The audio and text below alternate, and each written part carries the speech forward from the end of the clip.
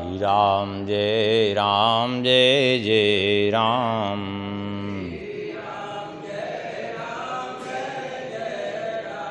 सीताराम जय सीताराम।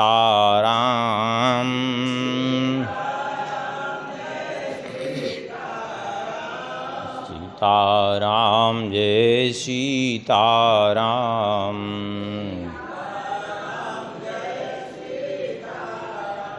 सीताराम जय सीताराम। सीताराम जय सीताराम।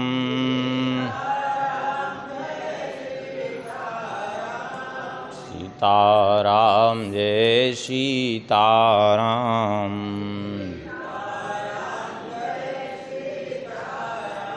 सीताराम जय सीताराम।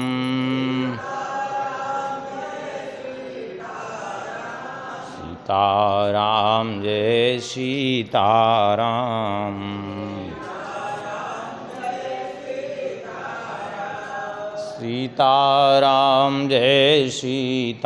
सीताराम। सीताराम जय सीताराम।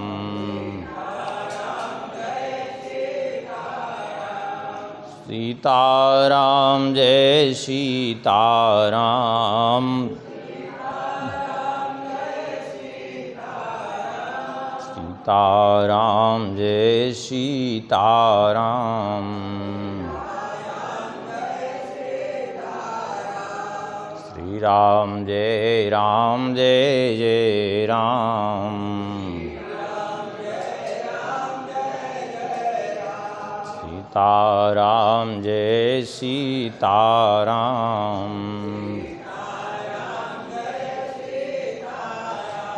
सीताराम जय सीताराम। श्री सीतारामचंद्र भगवान की, श्री सिद्धि सदन बिहारी बिहारिणी जू की, श्री अयोध्या बिहारी बिहारिणी जू की, श्री कनक भवन बिहारी बिहारिणी जू की, श्री हृदय बिहारी बिहारिणी जू की, श्री हनुमान जी महाराज की, श्री सद्गुरुदेव भगवान की, परम पावन ग्रंथ श्री भक्तमाल जू की, श्रीमन्नाभा गोस्वामी जी महाराज की, श्री प्रियादास जी महाराज की, श्री गणेश दास जी महाराज की, श्री रामेश्वर दास जी महाराज की, सब संत भगवान की, सब भक्त भगवान की। जय जय श्री सीताराम। जय जय श्री राधे श्याम। नमः पार्वती पतये हर हर महादेव। हरिशरणम। परम मंगलमय प्रात अखिलेश्वर, अकारण करुणावरुणालय भक्त वांछा कल्पतरु। भगवान की महती कृपा करुणा से भगवान के ही सानिध्य में और भगवान के प्राण प्यारे संतों भक्तों के सानिध्य में भगवान के दिव्य चरित्रों से युक्त, भगवान के प्राण प्यारे भक्तों के चरित्रों से युक्त श्री भक्तमाल जी के माध्यम से सत्संग लाभ प्राप्त हो रहा है। अभी तो भक्त चरित्र प्रारंभ नहीं हुआ है, आगे प्रारंभ होगा। अभी तो भूमिका ही एक तरह से चल रही है, लेकिन ये भी आवश्यक है जितना वर्णन किया जा रहा है। ऐसा नहीं कि ये व्यर्थ है, क्योंकि बिना आधार के कोई वस्तु नहीं टिकेगी। दुग्ध आपको किसी को परोसना है, बढ़िया से बढ़िया खीर है परोसनी है, तो उसके लिए पहले पात्र चाहिए। ऐसे ही आधार की अत्यंत आवश्यकता है। तो ये सब एक तरह से जो वर्णन किया जा रहा है आधार है, जिससे भक्त चरित्र को हम अच्छी प्रकार से धारण कर सकें। तो इसका वर्णन भी आवश्यक है। कल तक के प्रसंग में श्रवण किए थे, श्री प्रियादास जी ने वर्णन किया था भक्ति महारानी का श्रृंगार।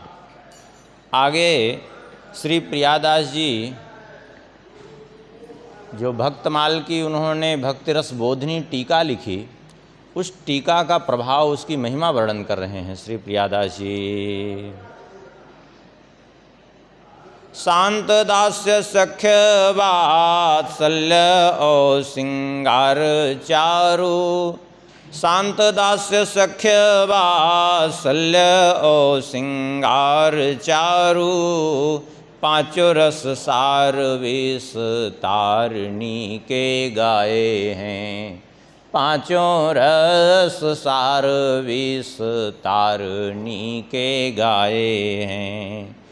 टीका को चमत्कार जानोगे विचारी मन, टीका को चमत्कार जानोगे विचारी मन, इनके स्वरूप में अनूप लय दिखाए हैं, इनके स्वरूप में अनूप लय दिखाए हैं।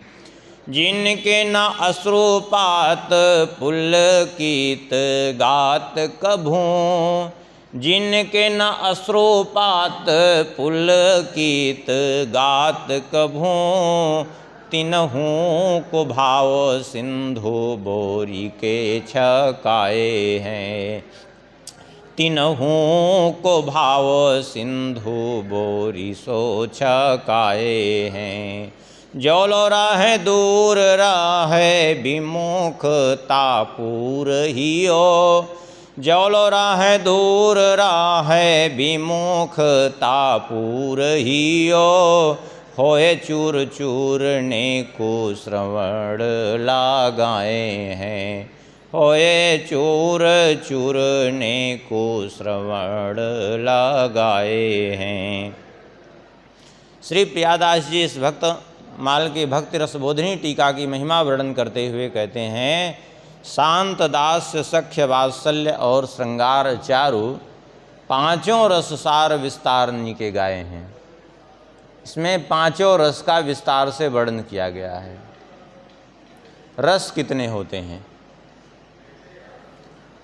साहित्य में 9 रस होते हैं और भक्ति में 5 रस। देखा जाए तो दोनों मिला के 14, लेकिन 14 नहीं होते, 12 होते हैं रस कुल। वहाँ 12 से कोई लेना देना नहीं, यहाँ 5 से ही अपने को लेना देना है। कहेंगे 12 कैसे होते हैं 14 के बजाय?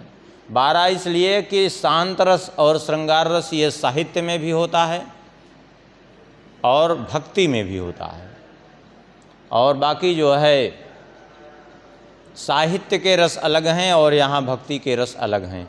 तो ये भक्ति के जो 5 रस हैं, शांत रस, दास्य रस, श्रृंगार रस, वात्सल्य रस, सख्य रस, ये सब जो है भक्ति के जो रस हैं, इन 5 रसों का यहाँ वर्णन किया गया है, क्योंकि 5 रसों के भक्तों का वर्णन किया गया है, किसी एक रस के भक्त का वर्णन नहीं। 5 रस के भक्त यहाँ विद्यमान हैं इस भक्तमाल की टीका में, इस भक्तमाल के चरित्र में। इसलिए कहते हैं 5 रसों का विस्तार से वर्णन किया गया।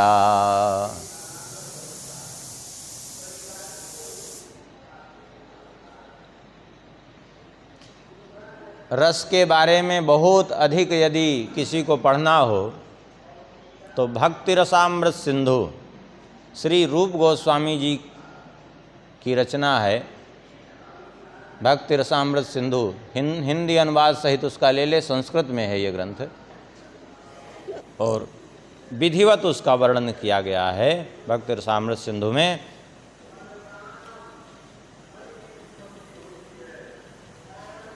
तो इस भक्तमाल के चरित्र में 5 रसों का जो वर्णन किया गया है, ये 5 रस अलग अलग भक्तों के अनुसार। अब इसमें कोई ये आवश्यक नहीं है कि सबका बारी बारी से वर्णन किया गया है। कहीं कहीं तो एक ही एक छप्पे में कई कई भक्त हैं और जिसमें सभी रस के भक्त हैं।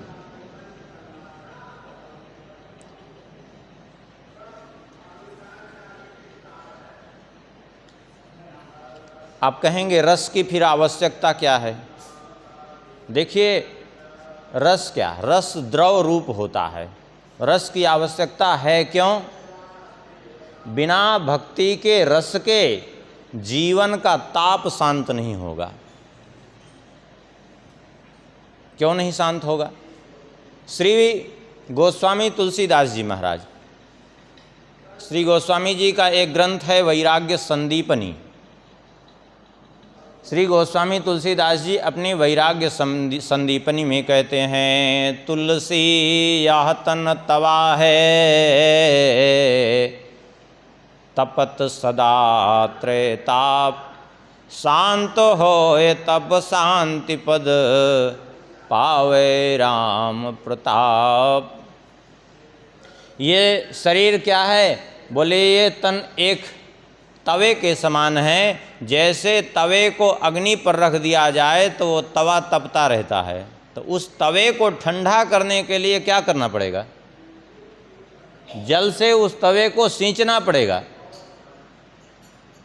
ऐसे ये शरीर भी त्रिताप की अग्नि से सदैव तप रहा है।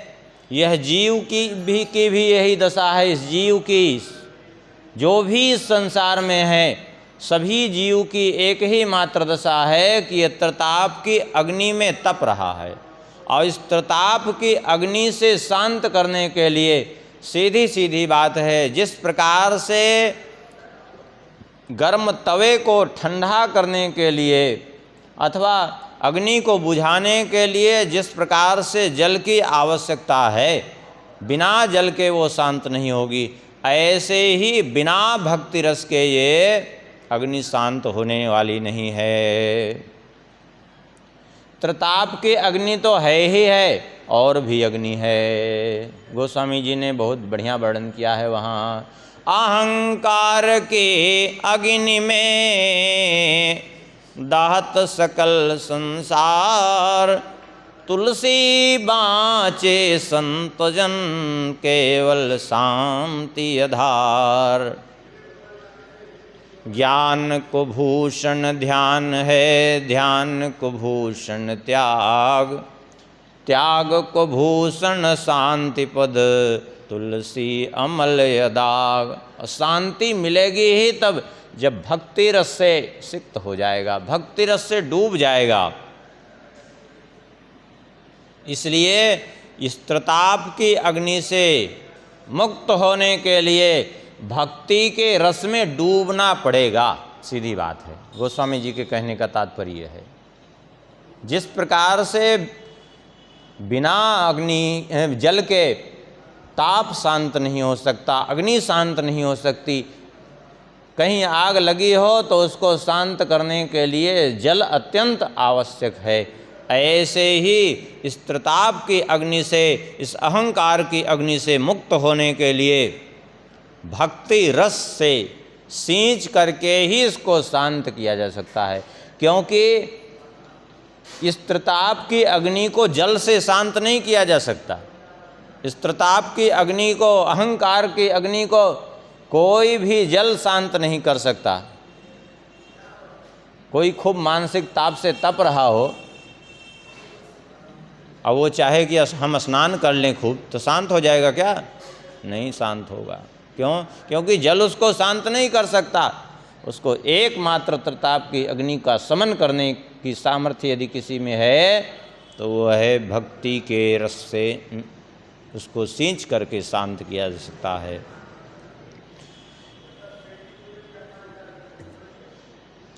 जब उसको भक्ति रस से सींचेगा तो शांति मिल जाएगी, और शांति के समान कोई भी सुख नहीं है। 7 द्वीप 9 खंड लो, 3 लोक जग माही, तुलसी शांति समान सुख, अपर दूसरो नाही। इसलिए इस भक्ति रस की आवश्यकता है। इसलिए श्री प्रियादास जी ने कहा, इसमें 5 रसों के भक्तों का विवेचन किया गया, शांत दास्य, सख्य, वात्सल्य और श्रृंगार रस। इसीलिए यद्यपि ये है एक उपासना का प्रकार, लेकिन फिर भी इसको रस कहा गया। जैसे जल अग्नि को शांत कर देता है, ऐसे ये भक्ति का रस अहंकार की अग्नि को, तीनों तापों को शांत कर देने वाला है। 5 रस शांत, दास्य, सख्य, वात्सल्य और श्रृंगार। सबसे पहले शांत रस। शांत रस में एकमात्र भगवान के प्रति शांति से बैठ करके उनका ध्यान करना, भजन करना, चिंतन करना। जैसे भगवान शंकर जी क्या करते हैं, शांत होकर के चुपचाप भगवान के ध्यान में डूबे रहते हैं। बैठे सो हो काम रिपु कैसे, धरे शरीर शांत रस जैसे। मानो शांत रस साक्षात रूप धारण करके बैठा हो। अधिकाधिक समय समाधि में, लाग समाधि अखंड अपारा। अब ऐसी ऐसी समाधि लगती है कि बीते संवत सहस 87 तजी समाधि शंभो अविनाशी। शांत रस के भक्त अपनी एक स्थिति में जो है वो स्थित रहते हैं।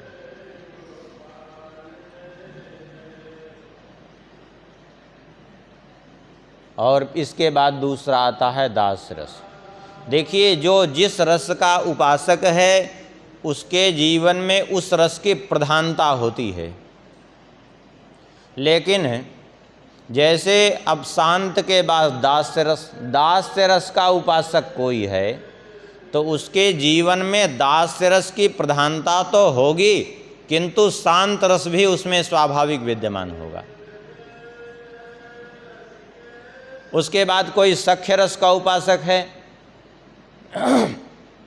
तो सख्य रस के उपासक में शांत रस, दास्य रस और सख्य रस तीनों ही विद्यमान होगा। अंतर इतना रहेगा कि सख्य रस की प्रधानता रहेगी।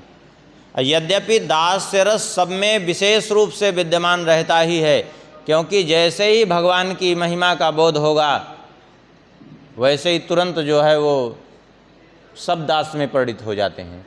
चाहे वो किसी भी रस के उपासक हों, शांत, दास्य, श्रृंगार, वात्सल्य, सख्य, कोई भी रस के उपासक क्यों न हो, जैसे ही भगवान की महिमा का उस समय थोड़ा भी हृदय में प्रकाश होगा, सभी अपनी स्थिति में वहीं पहुंच जाते हैं दास रस में। लेकिन प्रधान भाव अपना उनका वही रहता है। जैसे दास्य भाव के उपासक हैं तो दास्य, सख्य भाव के उपासक हैं तो सख्य, वात्सल्य के उपासक हैं तो वात्सल्य और श्रृंगार के उपासक हैं तो श्रृंगार।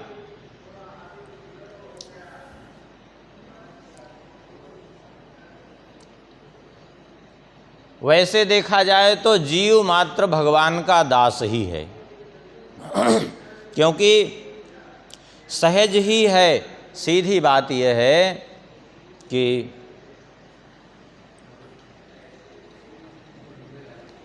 जीव भगवान का अंश होने के कारण उनका दास ही है। श्री चैतन्य महाप्रभु जी, बंगला की एक प्यार है, कहते हैं जीवेर स्वरूप है नित्य कृष्ण दास। जीव का स्वरूप क्या है? वो नित्य भगवान का दास ही है। केवल भूल गया है बस अपने आप को, और कुछ भी नहीं है। भूल जाने के कारण सारी समस्या है। बाकी देखा जाए तो वो नित्य भगवान का दास ही है।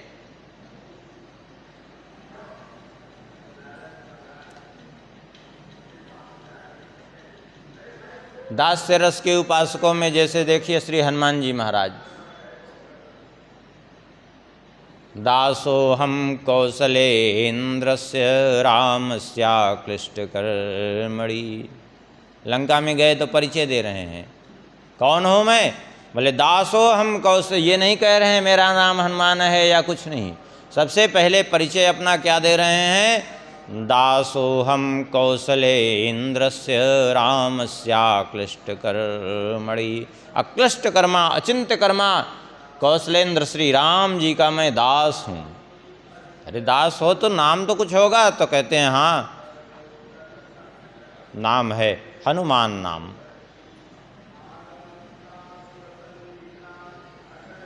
लेकिन वास्तविकता में परिचय हमारा यही है कि मैं भगवान श्री राम जी का दास हूँ।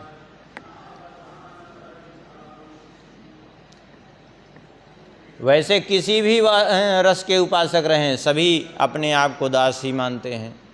सभी जो है जब उनको वास्तविकता का बोध हो, जैसे देखिए सख्य रस के उपासक हैं श्री अर्जुन जी, लेकिन जैसे ही भगवान के विराट स्वरूप को देखा, सारा सख्य एक क्षण में विलीन हो गया और कहने लगे, प्रभो हमसे बड़ी भूल हो गई। सखेति मत्वा प्रसभम यदुक्तम, हे कृष्ण हे यादव हे सखेति, अजानता महिमानम तवेदम, मया प्रमादात प्रणयन वापी। हे प्रभो मैंने प्रमाद में आकर के आपको सखा मान करके जो है आपका बड़ा अपराध किया भी होगा, हमने कई बार आपकी अवहेलना भी की होगी, हमें क्षमा कर दीजिए।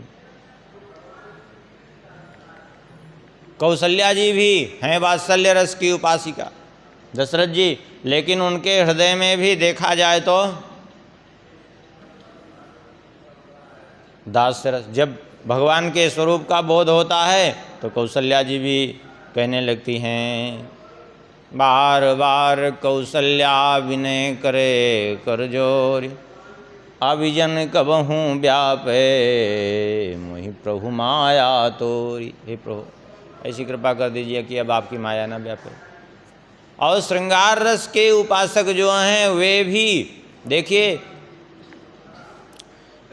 श्री किशोरी जी भी यही कई बार बात कह रही हैं, दास्यास्ते कृपणाया में सखे दर्शय सन्निधिम। हे प्रभु मैं तो आपकी दासी हूँ, कृपा करिए मुझे दर्शन दीजिए, अपने चरणों से दूर मत करिए। तो दास्य प्रधान रूप से सब में विद्यमान रहता है। क्यों? दास्य के बिना जीव का कल्याण ही संभव नहीं है, क्योंकि श्री काकभूषुंडी जी कहते हैं, सेवक सेव्य भाव बिन भव न तरिये उर्गारी। बिना सेवक सेव्य भाव के इस संसार से पार ही नहीं हो सकता जीव। तो दास्य तो सभी में है ही, और उत्तरोत्तर पीछे के सभी गुण सभी में होते हैं। जैसे दास्य भाव का उपासक है तो दास्य और शांत दोनों रहेंगे उसमें। सख्य भाव का उपासक है तो दास्य सख्य दास्य और शांत तीनों रहेंगे। और वात्सल्य का उपासक है तो उसमें सख्य भाव भी रहेगा। देखिए वात्सल्य में जो है माताएं बच्चों के साथ एकदम जैसे सखा के समान क्रीड़ा करती हैं कि नहीं करती? बच्चे के समान नहीं, वहाँ सखा के समान, खुद भी बाल लग बन करके बच्चे के साथ क्रीड़ा करते हैं माता पिता। सख्य उसमें भी रहता है और दास्य भी रहता है, क्योंकि सेवा भी बच्चे की करती हैं। हाँ, और भक्ति है जहाँ तो शांति अपने आप रहेगी, तो शांत रस अपने आप रहेगा। और इसे श्रृंगार रस में भी, श्रृंगार रस में वात्सल्य भी रहता है, सख्य भी रहता है, दास्य भी रहता है और शांत रस भी रहता है। आप कहेंगे श्रृंगार रस में वात्सल्य, हाँ इसलिए वात्सल्य रहता है कि जैसे अब भोजन करा रही हैं तो एक पत्नी भोजन कराती है पति को, तो उस समय जो है उसके अंदर वात्सल्य भाव ही रहता है। क्यों? वो चाहती है कि बढ़िया से बढ़िया अधिक से अधिक पवा दें इनको, तो उस समय वात्सल्य में ही भावित होकर के वो पवाएगी। तो सभी रहते हैं, लेकिन प्रधान रूप से अपने अपने रस के जो उपासक हैं वो रस रहते हैं उनमें। तो कहते हैं शांत दास्य सख्य वात्सल्य ओ सिंगार चारु, पांचों रस सार विस्तारणी के गाए हैं। पांचों रस सार विस्तारणी के गाए हैं। पांचों रस। दास्य भाव में जो भी भगवान के दास्य भाव के उपासक हैं, एकमात्र अपने आप को भगवान का दास ही मानते हैं। बाकी अपने आप को भी और अपने संबंधित कुछ भी सब एकमात्र भगवान की है। सीधी सीधी बात, इसके अतिरिक्त कुछ भी उनके जीवन में नहीं रहता। अनुजराज संपत्ति वे देही देह गेह परिवार स्नेही। सब मम प्रिय नहीं तुम्हीं समाना मृषा न कहूँ मोर यह बाना। भगवान का भी दास्य रस किसी का है तो उसके प्रति ऐसा भाव रहता है कि सब जो है, भगवान कहते हैं दास ही हमें सबसे बड़ा प्रिय है। इतना मुझे अपने भाई प्रिय नहीं है, पत्नी प्रिय नहीं है, ये राज संपत्ति, ये किसी से इतना कोई लेना देना नहीं जितना मुझे अपने दास प्रिय हैं। सब मम प्रिय सब मम उपजाए सबते अधिक मनुज महि भाए। तिनमह द्विज द्विजमह श्रुतिधारी तिनमह निगम धर्म अनुसारी। तिनमह प्रिय विरक्त पुनि ज्ञानी ज्ञानी होते पुनि अति विज्ञानी। और उसके बाद कहते हैं तिनते पुनि प्रिय मोहि निज दासा जिन गति छोड़ न दूसर आशा। मोहि गति छोड़ न दूसर आशा, जिसके जीवन में मेरे अतिरिक्त दूसरी कोई आशा नहीं है। यह है दास्य भाव।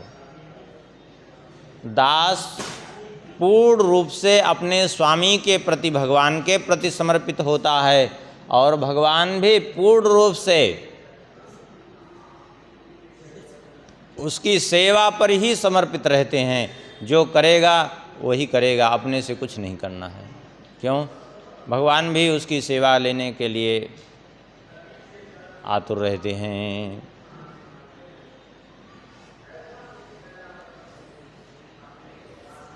दूसरा है दास्य, तीसरा है सख्य भाव। सख्य भाव भगवान का, सख्य माने मित्र। मित्र कौन है? मित्र कौन है? मित्र के लिए कहते हैं पापान निवारयति यो जयते हिताय गुह्यम निगूहति गुणान प्रकटी करोति। आपद्गतं न च जहाति ददाति काले सन्मित्र लक्षणमिदं प्रवदन्ति संतः।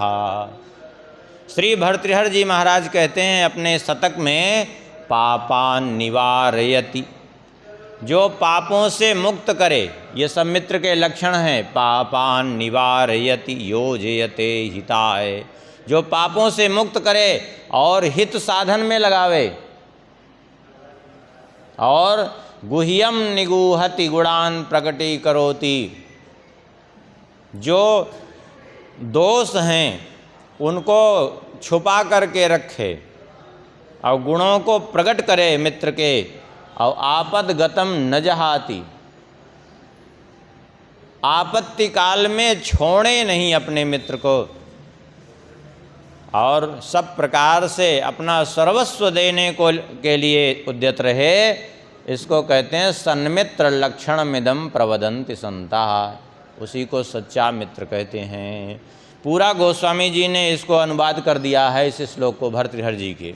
को पथ निवारी सुपंथ चलावा गुण प्रगटई अवगुण ही दुरावा।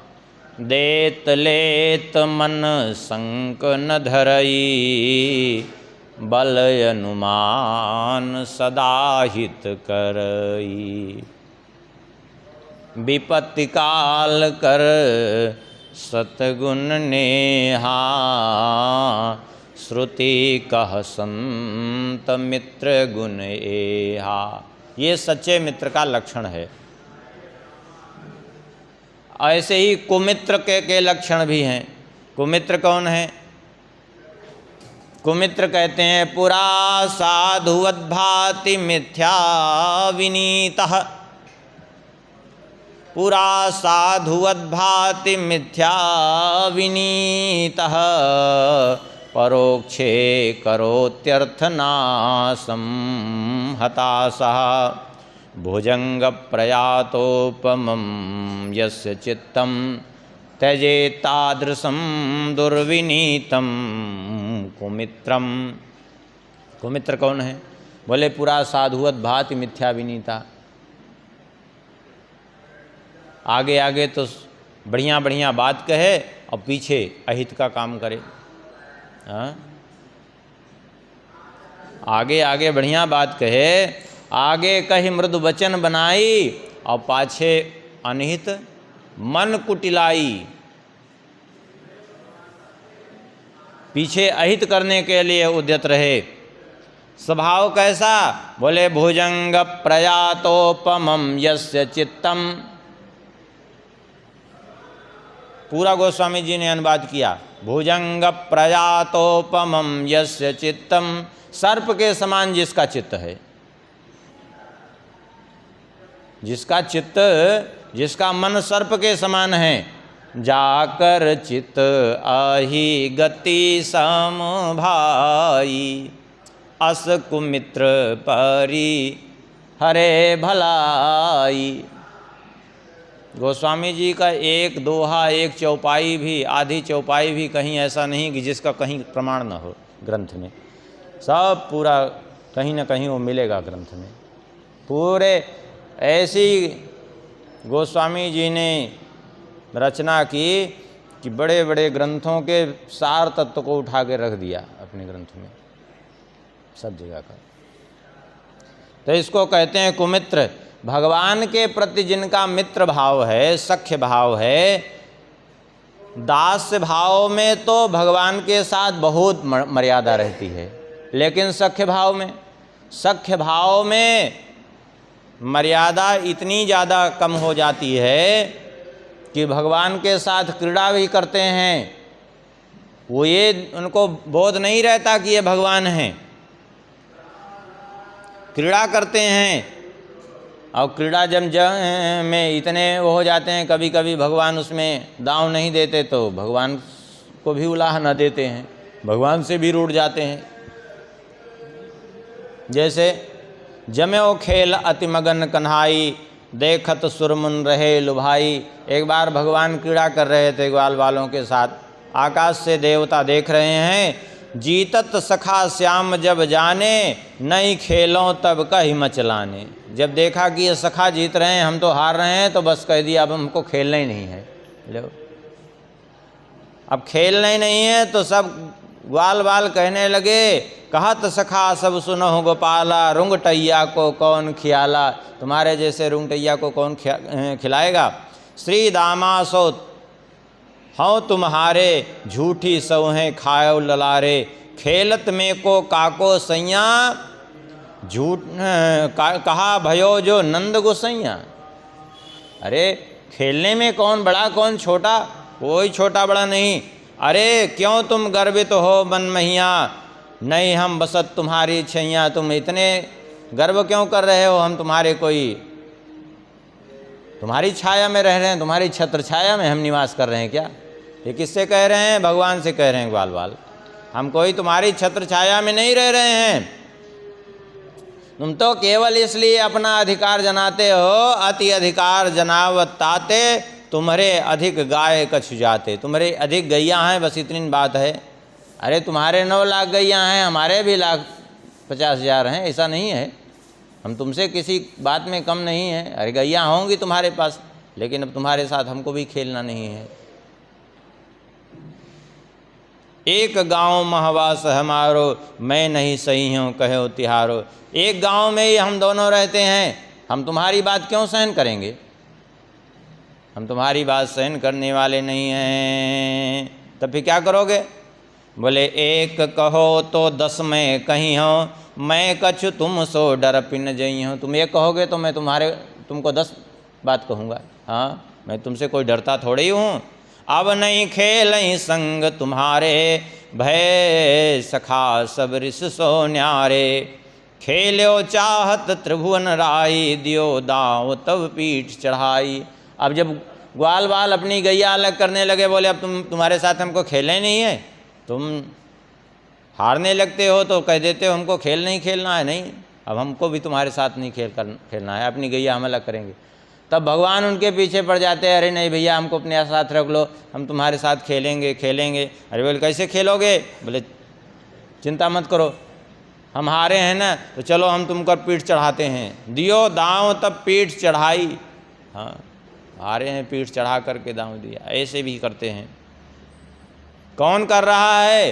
बोले जाके गुण गण अमित यति निगम न पावत छोर, सो प्रभु खेलत ग्वाल संग बंधे प्रेम की डोर।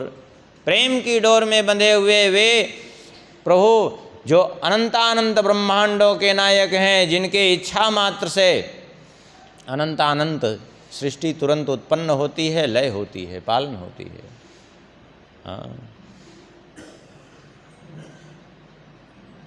गोचारत वृंदा विपिन खेलत ग्वालन संग, दिव्य नृत्य संगीत लखी हरिमन उठी तरंग। एक बार खेल रहे थे और वहाँ ग्वाल बाल गा रहे थे, तो उस संगीत की ध्वनि को सुन करके श्री कृष्ण के हृदय में इच्छा जागृत हुई, ये तो बहुत बढ़िया गीत है, हम भी किसी तरह इसको अगर सीख लें तो अच्छा है। तब कहो कृष्ण सब सो सुनाए, संगीत नृत्य दीजे सिखाए। श्री कृष्ण ने कहा कि आप लोग हमें भी संगीत सुना दीजिए जो आप लोग गाते हैं। कौन कह रहा है? बोले वो कह रहे हैं जिनकी वाणी सरस्वती जी हैं साक्षात। हाँ, जिनकी इच्छा मात्र से सरस्वती जी नृत्य करती हैं वाणी पर, वे कह रहे हैं कि मुझे संगीत सिखा दो तुम लोग। तो सब बोली उठे या में प्रधान है तो सुतुम्बरू के समान। ग्वाल बालों ने कहा इसमें तोस हैं, तोस नाम के ग्वाल, ये बढ़िया गीत गाते हैं, ये तुम्बरू के समान बढ़िया गीत गाते हैं। तुम्बरू गंधर्व हैं, बहुत बढ़िया गायक हैं। बोले इन तुम्बरू के समान ये बढ़िया हैं। और तो झट्टे रितोस लीन्हे बुलाए कर जोरी कान बोलो मनाए। अब जा कर के कन्हैया ने कहा तो से, भैया तुम हमें संगीत सिखा दो। सुन करके जो है उन्होंने, तोस ने कहा ऐसे थोड़ी ही सिखाया जाता है। बोले फिर कैसे सिखाया जाता है? सुन कहो तो से यह कठिन ज्ञान, प्रथम ही गुरु से वो छाणिमान। ऐसे नहीं सिखाया जाता है, पहले तुम हमें गुरु बनाओ, अपना मान छोड़ करके, मान सम्मान, और सेवा करो, और जो गुरु जी प्रसन्न हो जाएंगे तो सिखाएंगे। हाँ, और ऐसे नहीं, सही डांट मार फटकार झार अभ्यास करो, फिर लगातार डांट मार सह करके लगातार अभ्यास करो, तब जो है ये कठिन विद्या आएगी। क्योंकि गुरु कृपा भय स्वर हो सिद्ध, बस करनी विद्या जग प्रसिद्ध। जब गुरु की कृपा हो जाएगी तब ये संगीत विद्या तुम्हें सिद्ध हो जाएगी। बोले ठीक है, हम तुम्हें गुरु रूप में स्वीकार करते हैं। जब इतना कहा तो मधुमंगल ने कहा रुको, ये तोस तुम्हारा कैसे गुरु हो सकता है? अरे तुम्हारे पूरे कुल के गुरु हम हैं। हाँ, हम ब्राह्मण हैं, ये ग्वारिया कैसे हमारे रहते ये गुरु बन सकता है? हाँ, तुम्हारे गुरु हम हैं, पूरे कुल के गुरु। मधुमंगल बोले और सुनो कान, हम अछत गुरु नहीं बने आन, मेरे अतिरिक्त तो दूसरा कोई तुम्हारा गुरु बन ही नहीं सकता। अब इतने में जो है जितने और ग्वाल बाल थे उन्होंने कहा कि अरे कन्हैया सुनो, सुनिया पर कहें हम गुरु सांच, सब ज्ञान सिखावे कथाबाज, हम सच्चे गुरु हैं तुम्हारे, हम सच्चे गुरु हैं। अब सब कहने लगे। तो भगवान ने कहा कोई बात नहीं है, वे एक काम करो, तुम सब ही हो अब गुरु मोर, विद्या सिखवाओ हम शिष्य तोर। अब तुम सब हमारे गुरु हो, हम तुम्हारे शिष्य हैं, अब सब लोग सिखाओ। अब सोचिए, ये सख्य रस की महानता है कि सख्य रस में क्रीड़ा ऐसी कर रहे हैं कि जो सारे जगत के गुरु हैं, हर बिरंची हु को जनक, और जगत गुरु जो ख्यात, जो स्वयं शिव जी और ब्रह्मा जी को भी उत्पन्न करने वाले हैं, जो सारे जगत के गुरु के रूप में विख्यात हैं। कृष्णम वंदे जगत गुरुम भय ग्वारिया तास गुर। क्यों? बोले सख्य भक्ति के नाथ, सख्य भक्ति के प्रभाव से ग्वारिया उसके गुरु बन गए जो सारे जगत का गुरु है। ये है सख्य रस। देखिए, भगवान को प्रसन्न करने के लिए, भगवान से अपना दृढ़ संबंध जोड़ने के लिए, भगवान की सहज प्राप्ति करने के लिए, वैसे देखा जाए तो भगवान को प्राप्त करना बहुत कठिन है, लेकिन ये एकमात्र साधन है भगवान से अपना कोई संबंध जोड़ ले,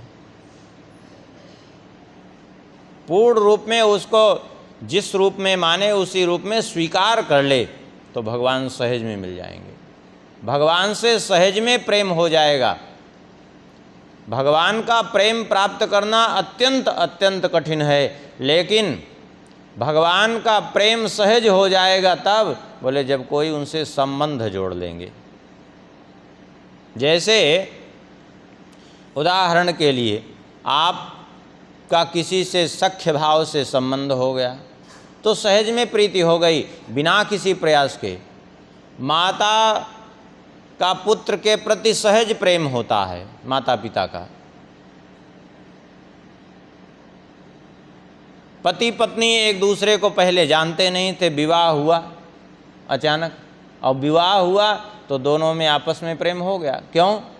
क्योंकि दोनों ने एक दूसरे को पति पत्नी मान लिया, संबंध जुड़ गया।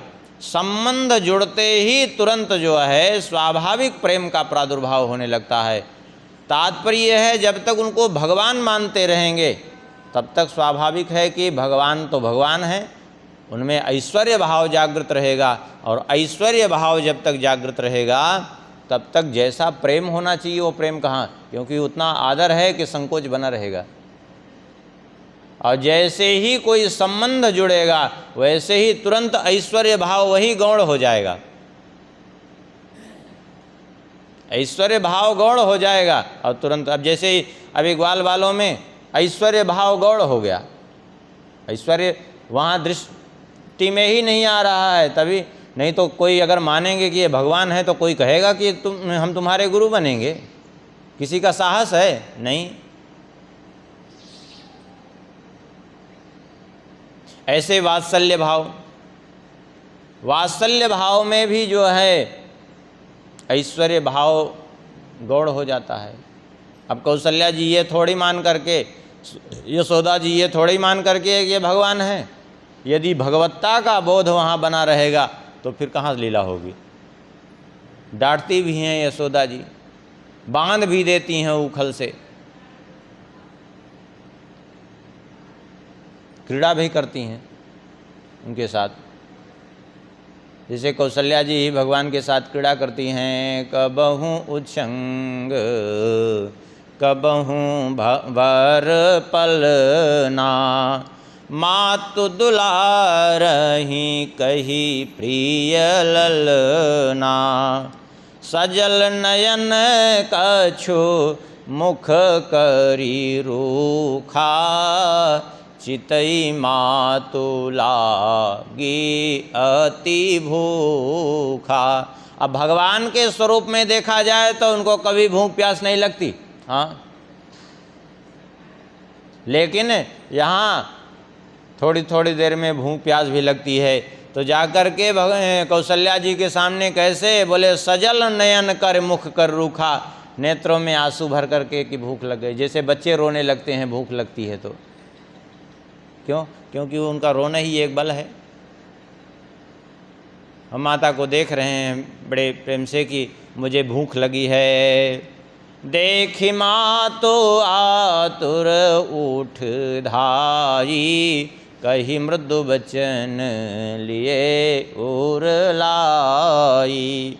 गोद राखी कराओ पे पाना, रघुपति चरित ललित कर गाना।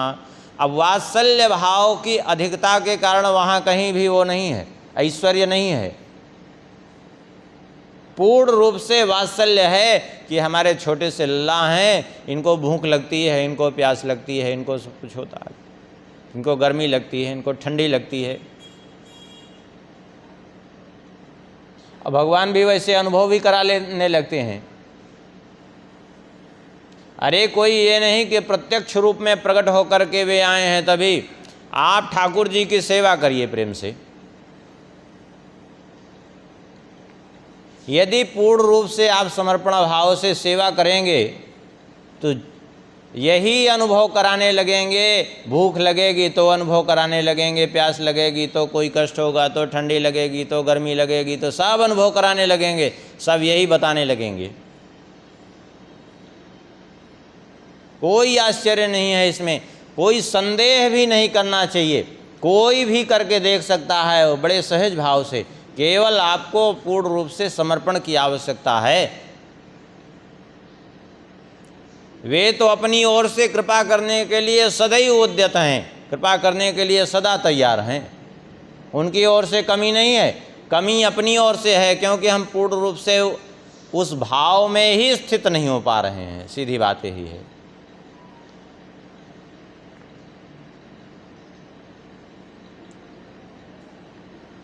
दशरथ जी महाराज भोजन करने बैठते हैं तो देखिए वात्सल्य भाव है। वो कहते हैं, कौशल्या जी से कहते हैं राम को बुला के ले आओ। भोजन करत बोल जब राजा, बुलाते हैं, पुकारते हैं, लेकिन नहीं आवत तजी बाल समाजा।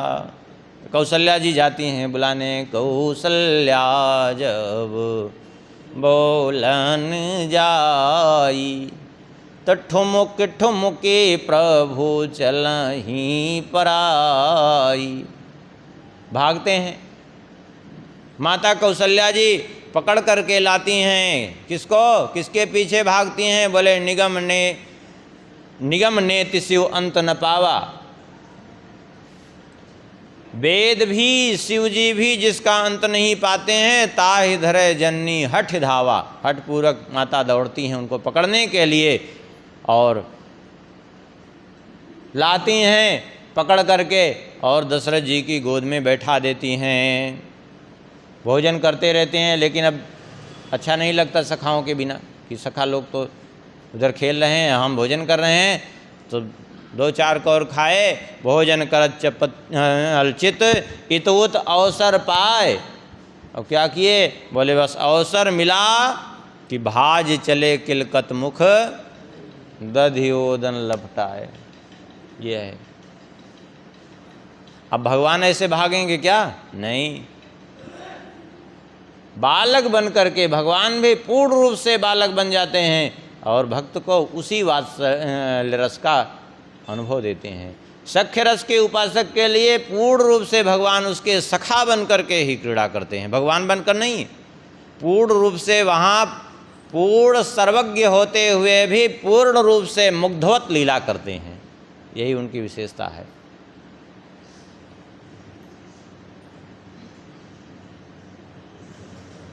लोरियां गा के सुलाती हैं माताएं, उसके बिना नींद ही नहीं आती। लो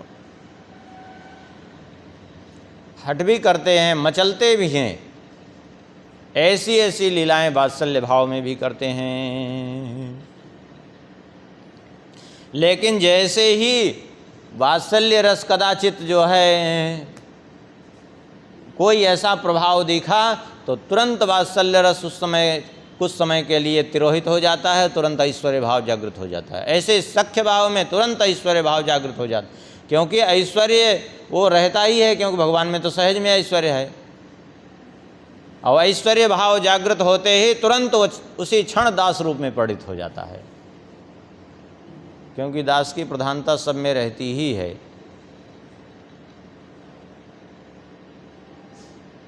वात्सल्य रस में तो माताएं डांटती भी हैं, बांधती भी हैं,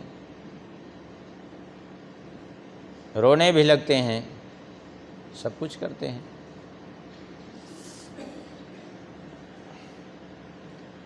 एक बार तो जैसे श्री कृष्ण, श्री राम जी तो अब चूँकि राजमहल में रहते थे तो वहीं क्रीड़ा करते थे राजमहल में, और श्री कृष्ण तो वहाँ तो गाँव में थे, गायों के उसमें तो जाके गौशाला में लोटपोट हो जाते कीचड़ में। एक दिन गए, लोटपोट हो गए उसी में। यशोदा जी ने स्नान करा के अभी तैयार किया था, अब पहुंच गए बेकैया लौट कर पूरा शरीर में।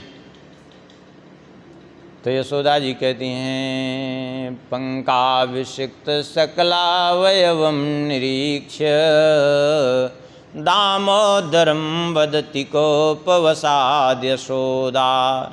सारे शरीर में कीचड़ लिपटा हुआ देख करके, कैसा कीचड़, ये नाली का कीचड़ नहीं, ब्रज कर्दमेशु। ब्रज कर्दमेशु माने गवाम गोष्ठे ब्रजः, गौओं के गोष्ठ को ब्रज कहते हैं, अर्थात गोबर गोमूत्र से सिक्त जो भूमि है वहाँ लोटपोट हो गए।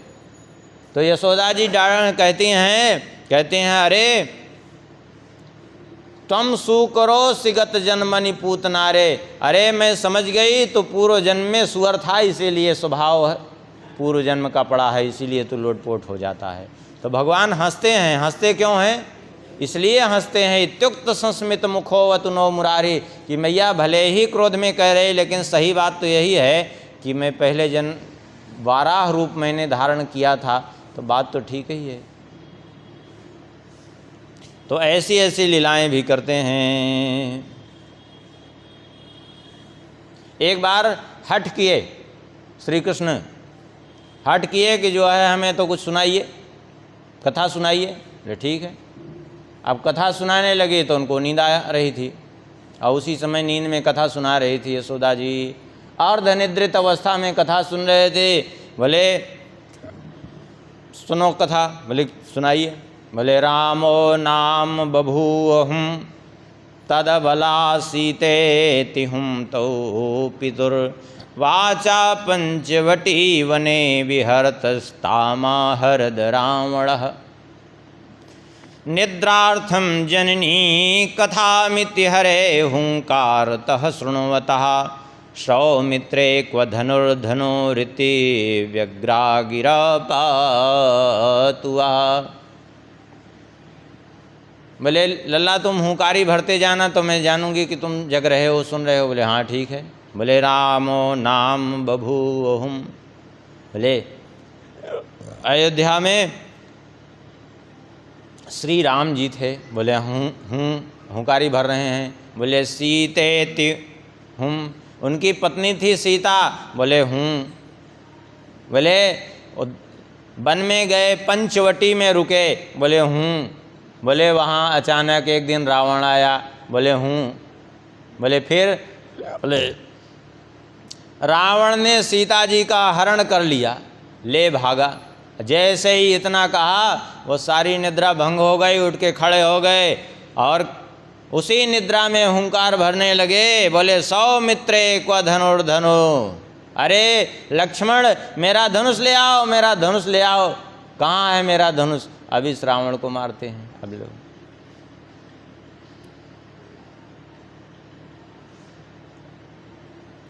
तो भगवान ऐसी ऐसी लीलाएं करते हैं। अब अंतिम रस है श्रृंगार रस। श्रृंगार रस में पांचों रसों का समावेश होता है। पांचों रस एक साथ विद्यमान होते हैं श्रृंगार में। वात्सल्य में 4 रसों का समावेश होता है, सख्य में 3 रसों का समावेश होता है, दास्य में 2 का, शांत में 1। श्रृंगार रस में अपने से नीचे जितने भी हैं शांत, दास्य, सख्य, वात्सल्य सबका समावेश होता है। विशेष रूप से प्रधानता श्रृंगार रस की रहती है। श्रृंगार रस माने भगवान के प्रति माधुर्य भाव, भगवान के प्रति कांत भाव।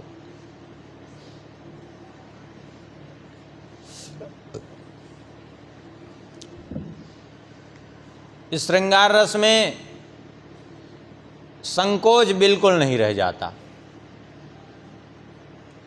इसमें थोड़ा भी संकोच नहीं रह जाता।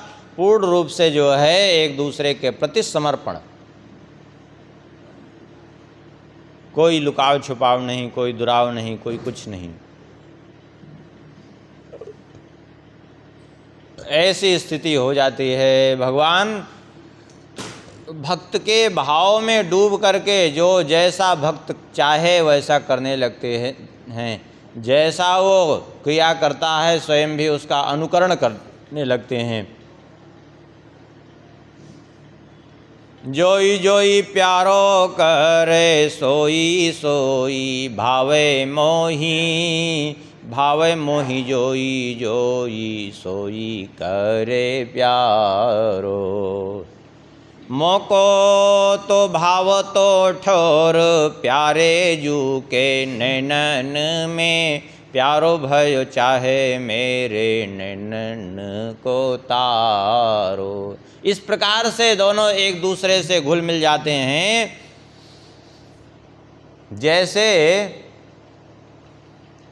चंद्र और चकोर, चंद्रमा को देख करके जैसे चकोर अपना सब कुछ भूल जाता है, इतना भाव विभोर हो जाता है चंद्र को देख करके कि चंद्रमा को देख रहा हो और अचानक उसी के सामने उठा करके एक अंगार फेंक दीजिए तो वो ये समझता है कि चंद्रमा का टुकड़ा गिरा, उसको मुख में भर लेता है, अंगार को मुख में भर लेता है।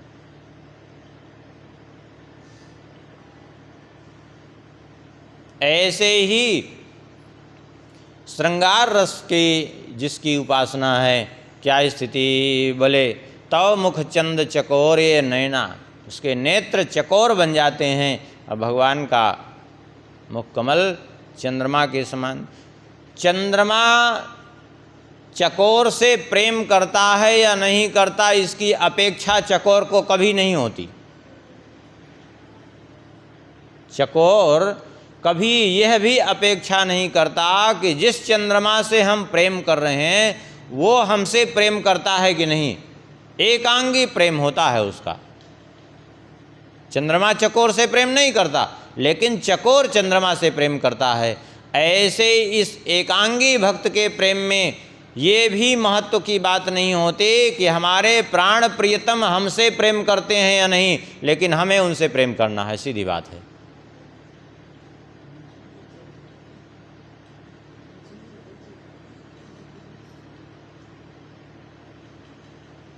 ऐसी स्थिति में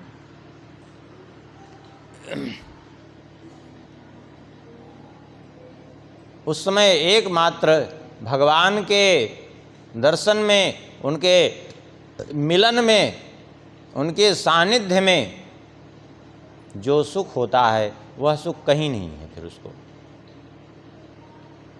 और उस सुख का कोई वर्णन भी नहीं कर सकता। स्वयं गोस्वामी जी ने भी यही बात कहा, राम ही चितव भाव जे ही सिया। श्री सिया जो राम जी को किस भाव से देख रही हैं और क्या सुख मिल रहा है, बोले राम ही चितव भाव जे ही सिया, सो स्नेह सुख नहीं कथनिया। वो कथन नहीं किया जा सकता, उसका वर्णन करना संभव ही नहीं है कि उनको क्या सुख मिल रहा है। तब फिर कौन वर्णन कर सकता है? सीता जी वर्णन कर सकती हैं? बोले नहीं, वो भी नहीं कर सकते, वो भी केवल अनुभव कर रही। उर अनुभवती न कही सक सो, उस आनंद का अनुभव तो कर सकती हैं श्री किशोरी जी, लेकिन कोई किशोरी जी से कहे कि आपको क्या सुख मिलता है श्री राम जी के दर्शन में, वर्णन नहीं कर सकती हो। अपने कंकड़ों में प्रतिबिंब देख करके भी चालत न भुजबल्ली विलोकत, विरह भय बस जानकी, अपनी भुजाओं का संचालन करना बंद कर देती हैं, क्योंकि मर्यादा के कारण प्रत्यक्ष रूप से उधर नहीं देख पा रही हैं तो उसी में दर्शन कर रही हैं। जो मड़ियों में स्वरूप प्रतिबिंबित हो रहा है। तो क्या सुख मिलता है? अनुभव तो कर सकती हैं लेकिन कहे वो भी नहीं सकती हैं। और अनुभवती न कहे सको सोवो, कवन प्रकार कहे कवि को।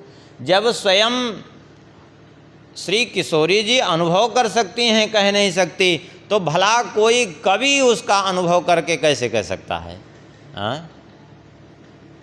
अर्थात वह अवर्णनीय है।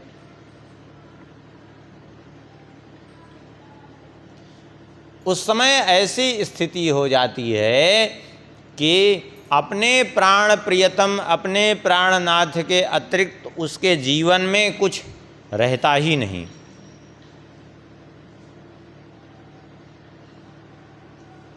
क्योंकि प्राणनाथ माने प्राण ही जो जहाँ जिसके आश्रित हो जाएं, जिसके बिना प्राण ही न रह पावें। श्री जानकी जी यही बात तो कह भी रहे हैं। जब श्री राम जी मना कर रहे थे बन जाने को, तो कहते हैं श्री जानकी जी, प्राणनाथ तुम बिन जग माही, मोह कह सुखद कतहूँ कछु नाही। आपके बिना मुझे कुछ भी सुखद नहीं है। आपके बिना कैसी मेरी दशा है? भले जी बिनु देह नदी बिनु नारी, तैसे ही नाथ पुरुषो। जिय बिनु देह नदी बिनु बारी, तैसे ही नाथ पुरुष बिनु नारी। जैसे शरीर तो हो लेकिन शरीर में जीवन न हो तो शरीर का कोई महत्व नहीं है। नदी तो हो लेकिन नदी बिन बारी, जल न हो नदी में तो नदी का कोई महत्व नहीं है। ऐसे ही पुरुष के बिना स्त्री का कोई महत्व नहीं है। आपके बिना मेरा कोई अस्तित्व ही नहीं है, इसलिए कैसे मुझे छोड़ सकते हैं? आपके साथ रहेंगे तो कोई समस्या नहीं। नाथ सकल सुख साथ तुम्हारे, शरद विमल विधु वचन निहारे। आपके मुखचंद्र को देख देख करके मैं प्रसन्न रहूँगी और मुझे कुछ नहीं चाहिए। यह है श्रृंगार रस। हर परिस्थिति में अपने प्राण प्रियतम का एकमात्र चिंतन, उसी में डूबे रहना, अपने प्राण प्रियतम को सुख देना एकमात्र इस रस में शेष रह जाता है। केवल जैसे गोपियाँ एकमात्र भगवान को सुख देने के लिए सब कुछ करती हैं, अपने सुख की कोई आकांक्षा नहीं, कोई अभिलाषा नहीं, कोई अपने सुख की कहीं कामना तक नहीं है। उनके हृदय में कामना की कोई गंध नहीं है। एकमात्र अपने प्राणधन श्याम सुंदर के लिए सारा जीवन है। तो ये पांचों रस का वर्णन कर रहे हैं यहाँ। श्री प्रियादास जी कहते हैं, शांत दास्य सख्य वात्सल्य और श्रृंगार चारु, पांचों रस सार वेश तारिणी के गाए हैं।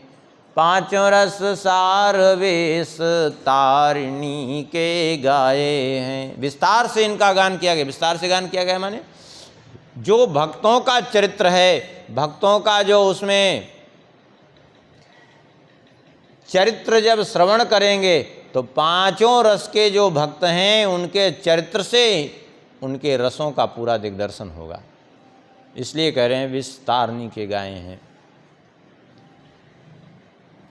टीका को चमत्कार जानोगे विचारी मन, टीका को चमत्कार जानोगे विचारी मन, इनके स्वरूप में अनूप लय दिखाए हैं। टीका को चमत्कार जानोगे विचार मन, जब इस टीका का चमत्कार जानोगे, विचार करके देखोगे, तब बात समझ में आ जाएगी कि इस टीका का क्या प्रभाव है। ये टीका कोई ऐसा नहीं कि इसकी प्रशंसा अपनी कृति है इसलिए प्रशंसा कर रहे हैं, नहीं, ये श्री नाभा गोस्वामी जी ने कहलाया है और इसका जो प्रभाव है भक्तों के रस से परिपूर्ण है, भगवान के रस से परिपूर्ण है, इसलिए इसका चमत्कार है। टीका का महत्व है।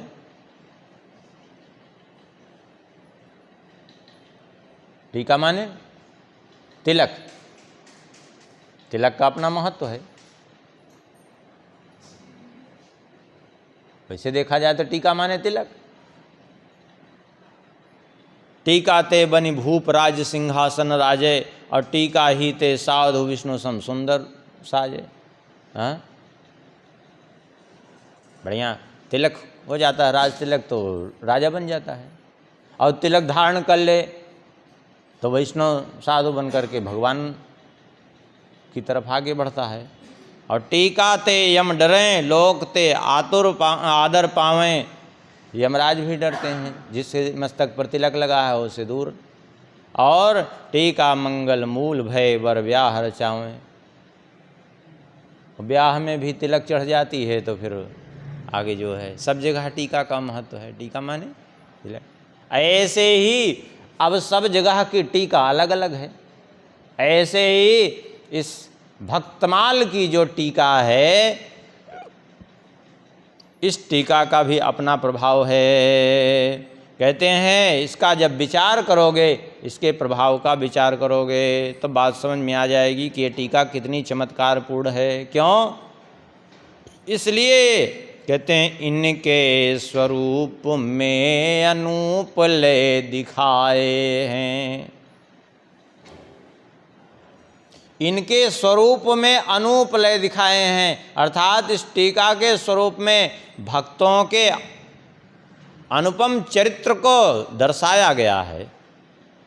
और इस प्रकार से दर्शाया गया भक्तों का चरित्र कैसे? बोले जिनके ना अश्रुपात पुलकित गात कभू, जिनके ना अश्रुपात पुलकित गात कभू, तीनों को भाव सिंधु बोरी के छकाए हैं। जिनके जीवन में कभी अश्रुपात नहीं होता,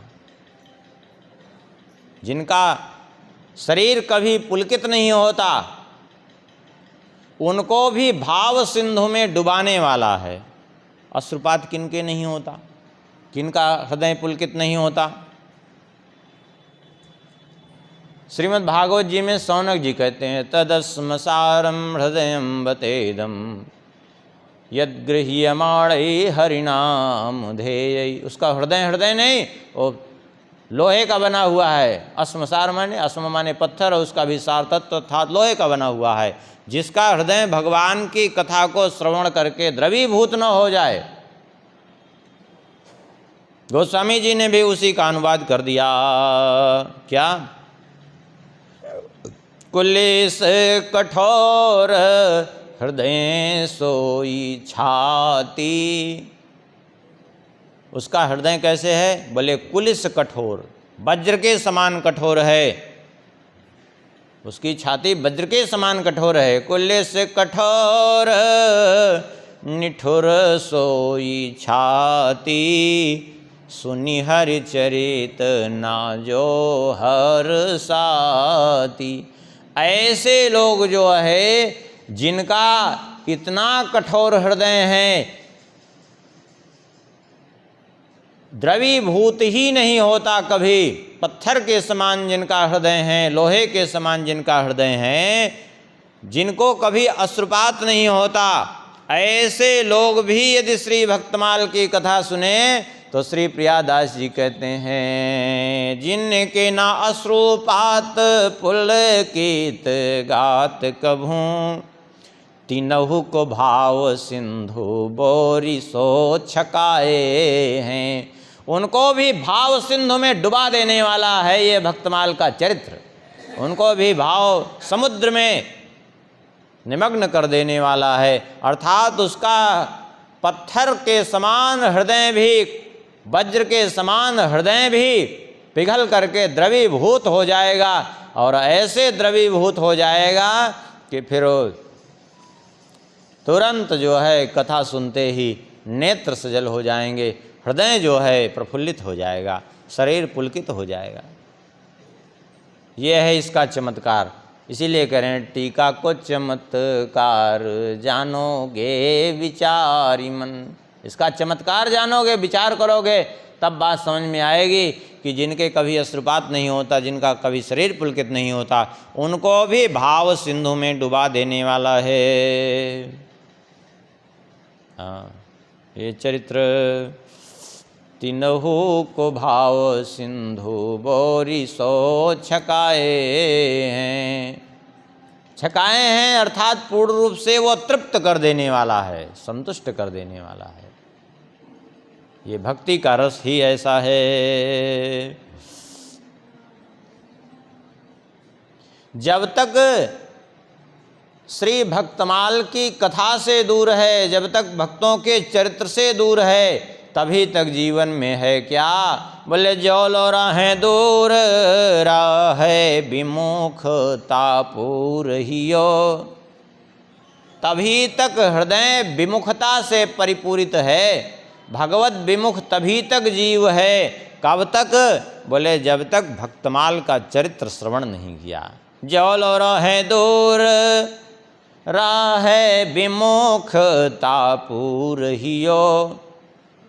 अब कदाचित भक्तमाल श्रवण करेगा तो बोले होए चूर चूर नेको श्रवण लगाए हैं।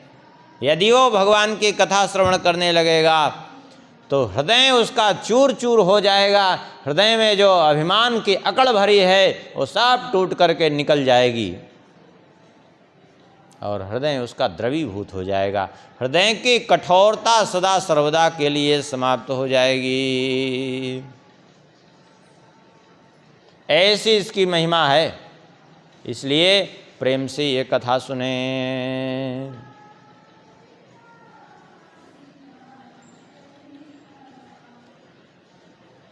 द्रवित चित्त हो जाएगा, तात्पर्य है चित्त जो कठोर है वो द्रवीभूत हो जाएगा, पिघल जाएगा। और जब पिघल जाएगा तभी तो भगवान का वो अनुभव कर पाएगा। क्योंकि भक्ति आएंगी कब? अभी कल है परसों है, कब कहे थे, दया से पूरित अर्थात द्रवित चित्त में ही भक्ति महारानी का प्रवेश होगा। उत्पन्ना द्रविड़े साहम। दया से पूरित जो द्रवित चित्त है, जिसका हृदय जो है सरस है, वहीं भक्ति का बीज अंकुरित होगा। देखिए, पूर्ण रूप से जैसे बीज बोने के लिए वर्षों से पड़ी बंजर भूमि है, पूर्ण रूप से सूखी है, और उसमें आप बीज फेंक करके चले आइए तो क्या बीज अंकुरित होगा? क्या नहीं अंकुरित होगा।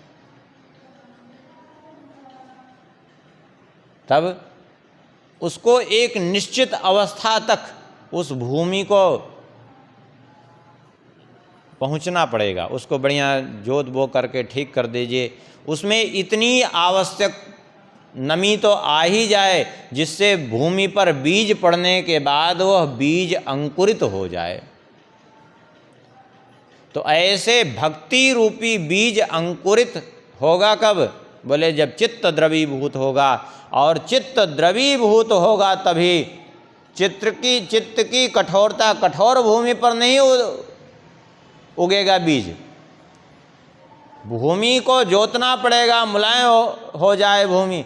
ऐसे ही सत्संग रूपी हल से इस भूमि को, हृदय रूपी भूमि को जोत करके बिल्कुल ठीक ठाक कर दे, और फिर जब इसमें भक्ति रूपी बीज का रोपण होगा तो अंकुरित हो जाएगा। ये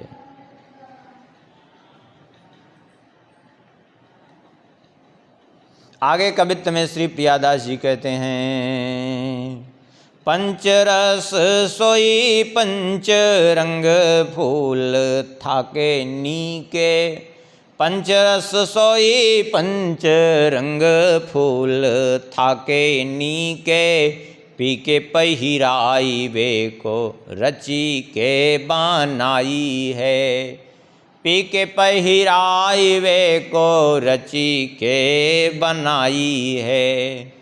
बैजयंती दाम भाववती अली नाभा नाम। वैजयंती दाम भाववती अली नाभा नाम। लाए अभिराम श्याम मति ललचाई है। लाए अभिराम श्याम मति ललचाई है। धारी उर प्यारी की हूँ करत न न्यारी ओहो। धारी उर प्यारी की हूँ करत न न्यारी ओहो। देखो गति न्यारी ढारी पायन को आई है। देखो गति न्यारी ढारी पायन को आई है। भक्ति छवि भारताते नमित श्रृंगार होत।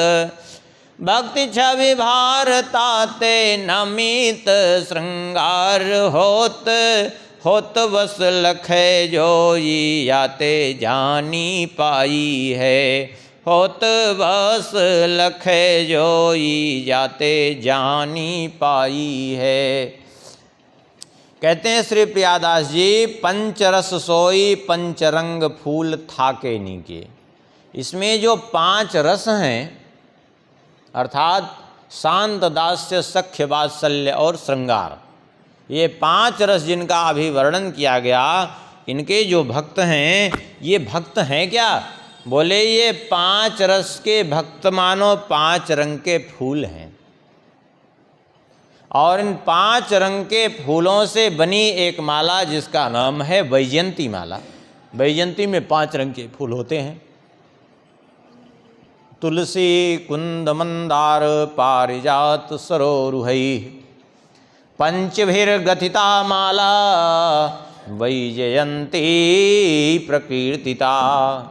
तुलसी, कुंद, मंदार, पारिजात और कमल, ये 5 पुष्पों से मिलकर के जो माला बने उसको वैजयंती माला। तो जैसे वैजयंती माला 5 पुष्पों से मिलकर के बनती है, ऐसे ही ये जो माला है जिसको भक्तमाल कह रहे हैं, इस भक्तमाला में 5 प्रकार के पुष्प जुड़े हैं। ये 5 प्रकार के पुष्प कौन हैं? बोले शांत, दास, सख्य, वात्सल्य और श्रृंगार रस के भक्त, क्योंकि भक्तों की माला है ना। तो ये 5 रस के जो भक्त हैं यही 5 प्रकार के फूल हैं। अब माला में 5 प्रकार के फूल हैं तो एक एक प्रकार के फूल बहुत बहुत होते हैं, थोड़े तो नहीं होते। ऐसे ही यहाँ एक एक रस के बहुत बहुत से भक्त हैं। और कितने पुष्प जुड़े हैं? बोले असंख्य भक्त पुष्प जुड़े हैं इस माला में। पंचरस सोई पंच रंग फूल थाके नीके। अब यहाँ थाके नीके कहने का तात्पर्य मानो ये है कि जैसे गोस्वामी श्री नाभा जी ने कई जगह एक ही छप्पे में कई कई भक्तों के नाम जोड़ दिए हैं, खाली नाम है नाम। अब उस छप्पे में, एक ही छप्पे में जो अलग अलग नाम जुड़े हैं, उसी में कोई शांत रस का उपासक है, कोई दास रस का, कोई वात्सल्य रस का है, कोई मधुर रस का भी है, अलग अलग। ऐसे ही जो है पुष्प बना की माला बनाने वाला कई बार करता क्या है मालाकार कि अलग अलग पुष्पों को एक साथ जोड़ करके एक गुच्छा बनाता है और ऐसे गुच्छे बना बना करके माला बनाता है, तो उस माला की शोभा और भी बढ़ जाती है हैं छोटे छोटे पुष्प, लेकिन जब गुच्छा गुच्छा बना करके वो माला बना देता है, वो मोटी माला तैयार हो जाती है कि नहीं। ऐसे ही श्री नाभा गोस्वामी जी ने सभी भक्तों को जोड़ करके, अच्छा क्यों बनाई इस माला को, कहते हैं पीके पहिराई वे को रची के बनाई है। अपने प्राण प्रियतम, अपने प्राणधन श्री राम जी को पहनाने के लिए इस माला को तैयार की। क्योंकि श्री नाभा गोस्वामी जी को यहाँ कह रहे हैं नाभा अली, नाम तो इनका था श्री नारायण दास जी, लेकिन इनको नाभा अली कह रहे हैं। तो श्रृंगार रस के उपासक हैं। जैसे कोई सखी अपने प्राणधन श्याम सुंदर के लिए माला तैयार करे और माला तैयार करे वो ले जा कर के पहनावे, ऐसे श्री नाभा अली जी ने क्या किया, बोले भक्तों की माला बना करके भक्त रूपी पुष्पों को जोड़ जोड़ करके माला बनाया। और वो माला किस लिए, बोले पीके पहिराई वे को रची के बनाई है। अपने प्राण प्रीतम श्री राम जी को पहनाने के लिए, उनकी प्रसन्नता के लिए बनाया। भक्त की कोई क्रिया अपने लिए होती ही नहीं है, सीधी बात यही है। क्योंकि भक्त कौन है, ले कायेन वाचा मन सेन्द्रियैर्वा बुद्ध्यात्मना वानुसृत स्वभावात् करोति यद्य सकलं परस्मै नारायणायेति समर्पयेत्। कायेन माने शरीर से, वाचा वाणी से, मन से, इंद्रियों से, संपूर्ण चित्तवृत्तियों से एकमात्र जिसका उद्देश्य हो क्या, करोति यद यद सकलम परस्मै नारायणायति समर्पित। जो कुछ भी करे एकमात्र अपने प्रभु के लिए करे, वही तो भक्त है। भक्त माने सीधी सीधी परिभाषा है, जो विभक्त ना हो, जो भगवान से अलग ना हो, जिसको चाह करके भी कोई भगवान से अलग न कर सके। जैसे जल और चीनी घोल दिया, अब जल और चीनी घोल देने के बाद कोई चाह करके भी अलग नहीं कर सकता।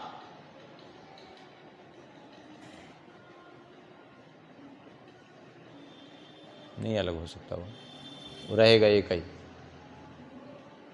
अब कहेंगे वो तो गर्म करेंगे तो जल उड़ जाए, जल जब तक रहेगा तब तक वो अलग नहीं हो सकता। ऐसे ही भक्त जो है उसको अलग करने की चेष्टा करेंगे, तो जैसे जल से चीनी को अलग करने की चेष्टा करेंगे तो जल का अस्तित्व विलीन हो जाएगा, लेकिन वो अलग नहीं हो सकता। ऐसे ही भक्त को अलग करने की चेष्टा करेंगे, उसका अस्तित्व समाप्त हो जाएगा, अपने प्राण तक नष्ट कर देगा, लेकिन अलग नहीं हो सकता। उसी को कहते हैं भक्त, जो विभक्त न हो। वैष्णव किसको कहते हैं, वैष्णव ठीक है, सीधी सीधी तो बात यह है कि ठीक है हमको वैष्णव दीक्षा मिल गई, हम तिलक धारण करें, कंठी रहे, ये भी अपनी इसकी महिमा है, ठीक है। लेकिन वास्तव में वैष्णव है कौन, समात्मा सर्वजीवेषु निजाचारादवे प्लुतः विष्णुर्पितखिलाचारः सही वैष्णव उच्यते। जीव मात्र के प्रति संभावना हो जाए और अपने लिए जिसकी कोई क्रिया ही न रह जाए, एकमात्र विष्णुर्पित खिलाचारः, एकमात्र भगवान के लिए ही जिसकी सारी क्रियाएं हों, सही वैष्णव उच्यते, उसी को वैष्णव कहते हैं। तो अपने प्राण प्रियतम श्री राम जी को पहनाने के लिए ये माला बनाई। पीके पहिराई वे को रची के बनाई है। क्योंकि भगवान भी कहते हैं यही कि जो कुछ भी करो तुम एकमात्र मेरे लिए करो, अपने लिए कुछ करोगे तो बंधोगे। हाँ, यत् करोसि यदस्नासि यज्जुहोसि ददासि यत् तपस्यसि कौन्तेय तत्कुरुस्व मदर्पणम। जो कुछ भी करो, जो करो, जो दो, जो हवन करो, जो भी कुछ करो, एकमात्र मेरे लिए करो, मेरी प्रति समर्पित करते जाओ। तत्कुरुस्व मदर्पणम। भगवान के अतिरिक्त जीवन में कुछ रह ही न जाए। तो नाभा अली ने भगवान को प्रसन्न करने के लिए भक्त रूपी पुष्पों को जोड़ जोड़ करके एक माला तैयार की। अब माला तैयार करके इसका नाम ही पड़ गया क्या? बोले वैजयंती दामु भाववती अली नाभा नाम। इसी का नाम हो गया वैजयंती माला, क्योंकि 5 प्रकार के पुष्प, 5 रस के पुष्प इसमें जुड़े हुए हैं।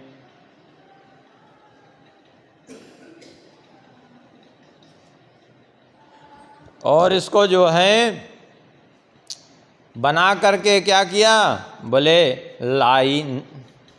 लाई अभिराम श्याम मति ललचाई है। इस माला को नाभा अली लेकर के पहुंची कहाँ? श्री राम जी के पास। जब श्री राम जी के पास पहुंची इस माला को लेकर के, जिसमें भक्त रूपी पुष्प जुड़े हुए थे, तो इसको देख करके लाई अभिराम श्याम मति ललचाई है। इसको देख करके, जिनके स्वरूप को देख करके सारी सृष्टि मुग्ध हो जाती है, वे भगवान भी इस माला को देख करके मुग्ध हो गए, इस माला को देख करके मोहित हो गए। जिनको पाने के लिए सभी लालायित होते हैं, वे श्री राम जी भी इस माला को देख करके इसको प्राप्त करने के लिए लालायित हो गए। श्री प्रियादास जी कह रहे हैं, हम नहीं कह रहे हैं। लाई अभिराम श्याम मति ललचाई है। अभिराम श्याम मति ललचाई, भगवान को भी लालच आ गई कि ये माला हमको यदि धारण करने को मिल जाए तो क्या कहना है।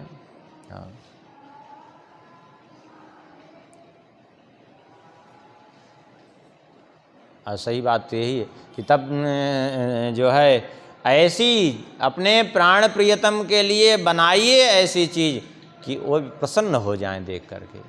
ये महत्व की बात नहीं कि हमको प्रसन्नता किससे होगी, महत्व ये है कि हम जो चीज़ उनके लिए करें उनको उससे प्रसन्नता होनी चाहिए। हमारी प्रसन्नता की क्या वो है, क्या विसात है हमारी प्रसन्नता की? हमारे प्रसन्न होने न होने से किसी पर क्या प्रभाव पड़ता है, लेकिन भगवान जिससे प्रसन्न हो जाएं तो भगवान प्रसन्न होंगे तो उनके अंतर में अनंतानंत ब्रह्मांड और उन ब्रह्मांडों में अनंतानंत जीव सभी प्रसन्न हो जाएंगे, क्योंकि भगवान की प्रसन्नता से ही सभी में प्रसन्नता है।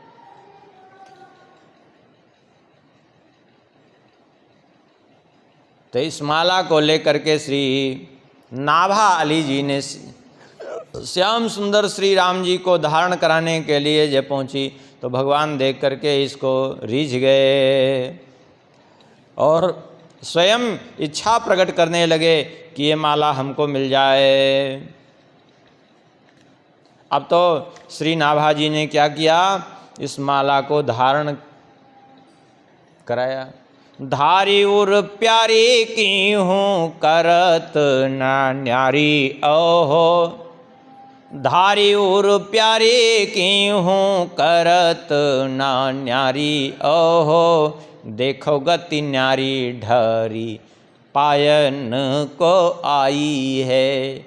इस प्यारी माला को, इस अत्यंत प्रिय माला को श्री राम जी ने प्रेम से धारण किया, अथवा धारी उर प्यारी, अथवा अपनी प्यारी श्री किशोरी जी के सहित मानो धारण कर लिया। बड़ी माला थी, दोनों ने धारण कर लिया एक साथ ही। जैसे देखिए ये भक्तमाल बढ़िया धारण किए हैं, एक साथ है, एक ही माला में दोनों लोग, ऐसे भी।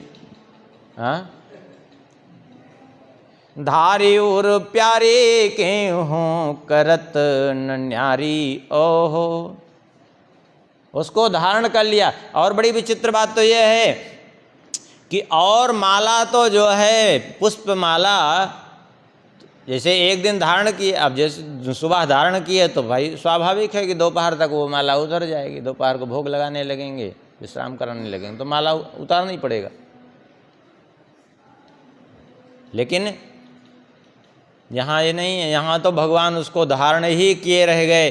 बोले अब उतारना ही नहीं चाहते, भक्त को अपने से विलग ही नहीं करना चाहते। धारी उर प्यारी की हूँ करत न न्यारी हो। अपने गले से उसको अलग नहीं कर रहे हैं, उस माला को बार बार अपने हृदय से लगा रहे हैं। देखो गति न्यारी ढरी पायन को आई है। लेकिन बड़ी विचित्र भी बात है, यहाँ माला को भगवान अपने हृदय से लगा रहे हैं, क्योंकि भक्त हैं और भक्तों को भगवान अपने हृदय से लगाते हैं। लेकिन वो माला खिसक खिसक करके चरणों में जा रही है, क्योंकि भक्त तो भगवान के चरणों में ही रहना चाहते हैं। धारे और प्यारे के हूँ करत न न्यारी ओहो। जैसे लक्ष्मी जी को भगवान ने तो अपने हृदय में स्थान दिया, लेकिन जब तुलसी जी भगवान के चरणों में चढ़ी तो देख करके लक्ष्मी जी को लगा कि अरे ये सौभाग्य तो हमको नहीं, ये हृदय में लगे रहने से क्या, अरे चरणों की सेवा न मिले तो फायदा क्या। तो स्वयं ही जाकर चरणों में बैठ गई है, चरण सहलाने लगी। हाँ, क्योंकि सभी भगवान के चरणों की में जाना चाहते हैं। ऐसे ही ये भक्तों की माला है, तो भगवान उठा उठा करके अपने हृदय से लगाते हैं, और ये माला खिसक खिसक करके भगवान के चरणों में जाती है। धारी उर प्यारी की हूँ करत ना न्यारी हो। देखो गति न्यारी ढरी पायन को आई है। आप कहेंगे कि फिर ये चरणों में क्यों जा रही है? बोले चरणों में इसलिए मानो जा रही है, एक तो भक्तों में सहज विनम्रता। हाँ, राई ते बीसो बिसे तापुन बीसे बीस। श्री कबीरदास जी कहते हैं, एक राई के 20 टुकड़े करिए। राई ते बीसो बिसे अता बीसे पुनि 20 अताते नान्हे होई रहो तब मिले हैं जगदीश। इतने छोटे बन जाओ, अर्थात इतने अभिमान शून्य हो जाओ। इसलिए प्रभु हम तो आपके हृदय में नहीं, हम तो आपके चरणों में ही रहने लायक हैं। इसलिए भक्तों की माला बार बार खिसक करके, वे भक्त बार बार खिसक करके भगवान के चरणों में जा रहे हैं, अथवा इसलिए भगवान के चरणों में जा रहे हैं बार बार खिसक करके कि हे प्रभु, यहाँ आपके हृदय में तो श्री किशोरी जी का वास है, हम उनकी बराबरी कैसे कर सकते हैं? यहाँ रहेंगे तो उनकी बराबरी होगी, नहीं नहीं, यहाँ हम रहने लायक नहीं, आप तो हमें अपने चरणों में ही रखिए। हाँ भाई, आपने अपने हृदय में किशोरी जी को स्थान दिया है, अपने हृदय में भगवान के हृदय में श्री लक्ष्मी जी का वास है, शंकर जी का वास है, और आप वहीं पर हमें रखेंगे तो ये उनकी बराबरी होगी। और हम उनकी बराबरी कैसे कर सकते हैं? हम तो उनकी सेवा ही करना चाहते हैं, आपकी सेवा ही करना चाहते हैं। मानो इसलिए भी खिसक खिसक करके भक्त पुष्प जा रहे हैं। कहाँ? बोले भगवान के चरणों में। इसलिए कहते हैं श्री प्रियादास जी, धारी उर प्यारे ओहो, धारी उर प्यारे की हूँ करत ना न्यारी ओहो। देखो गति न्यारी ढरी पायन को आई है। अथवा इसलिए भी दौड़ जा रहे हैं बार बार खिसक करके चरणों में, किस लिए? श्री प्रियादास जी कहते हैं, भक्ति छवि भारताते नमित श्रृंगार होत, भक्ति छवि भारताते नमित श्रृंगार होत, होत बस लखे जोई आते जानी पाई है, होत बस लखे जोई आते जानी पाई है। अथवा भक्ति के भार से भारायमान हैं, इसलिए खिसक खिसक करके चरणों में जा रहे हैं। जैसे पेड़ पर फल लगते हैं तो पेड़ स्वाभाविक रूप से झुक जाता है, ऐसे ही जिसके हृदय में भक्ति आ जाती है स्वाभाविक रूप से विनम्रता भी उसके हृदय में आ जाती है और स्वाभाविक रूप से झुक जाता है। इसलिए भी बार बार मानो चरणों से जाकर के लग रहे हैं और भगवान उनको हृदय से लगा रहे हैं। भक्ति छवि भारताते नमित श्रृंगार हो तो बस लखे जोई आते जान पाई है। कहते हैं और इस रहस्य को जो समझ जाए, अर्थात भगवान और भक्त के इस प्रेम को, भगवान और भक्त के इस रहस्य को जो समझ जाए वो वास्तव में क्या करेगा, बोले हो तो बस लखे, वह भगवान के ही भक्ति के वश में हो जाएगा अथवा भगवान उसकी भक्ति के वश में हो जाएंगे, सीधी बात है। इसलिए श्री प्रियादास जी कह रहे हैं चाहे जैसा कठोर हृदय क्यों न हो वो भक्त हो जाएगा श्री भक्तमाल के प्रभाव से। क्यों? क्योंकि जब इस रहस्य को बार बार श्रवण करेगा कि कैसे भगवान के भक्त भगवान के चरणों में लगते हैं, फिर भी भगवान उनको उठा उठा करके अपने हृदय से लगाते हैं, भगवान का भक्तों के प्रति कैसा भाव है, यह जब ज्ञान होगा तो फिर अभक्त कैसे रह जाएगा।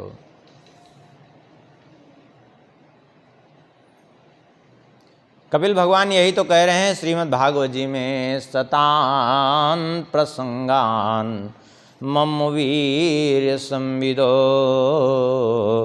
भवन्ति हृत कर्ण रसायना कथा तज्जोष्णादा स्वपवर्ग वर्तमनी श्रद्धारतिर्भक्तिर्नो क्रमिष्यति। सत्संग करो, संतों का संग करो, उससे क्या होगा, बोले सतान प्रसंगान मम वीर्य संविदो, तो मेरी कथाएं सुनने को मिलेंगी, मेरे पराक्रम की, मेरे गुणों की चर्चा होगी और मेरे स्वभाव की चर्चा होगी। और एक बार भगवान का स्वभाव कोई जान ले तो बोले उमा राम स्वभाव जेहि जाना ताहि भजन तजि भाव न आना। एक बार भगवान के स्वभाव को जान लेने के बाद फिर भक्ति के अतिरिक्त उसको कुछ अच्छा नहीं लगेगा, फिर भगवान के भजन के अतिरिक्त उसको कुछ भी अच्छा नहीं लगेगा। बस उनके स्वभाव को जानने मात्र की देरी है। और स्वभाव कैसे पता चलेगा?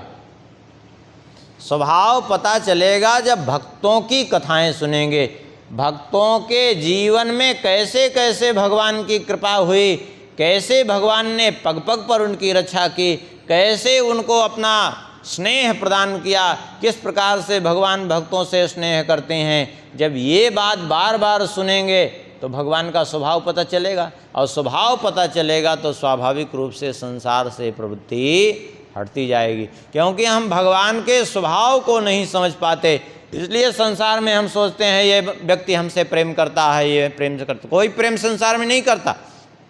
संसार में केवल मात्र मोह है। संसार में यदि प्रेम कुछ दिखता है तो एकमात्र इतना ही है कि माता पिता का बच्चों के प्रति मोह के साथ साथ कुछ अंश में प्रेम भी रहता है, मोह भी रहता है, लेकिन कुछ अंश में प्रेम भी रहता है। लेकिन वास्तव में सच्चा प्रेम तो भगवान में और भक्त में ही होता है, संसार में नहीं है। इसलिए कहते हैं इस भक्तमाल की कथा को यदि कोई सुने तो तिन्हों को भाव सिंधु बोरी के सो छकाए हैं। भाव सिंधु में वो भी निमग्न हो जाएगा, वो भी भगवान का भक्त हो जाएगा। चाहे जैसा ही कठोर हृदय व्यक्ति क्यों न हो, उसका हृदय भी द्रवीभूत हो जाएगा।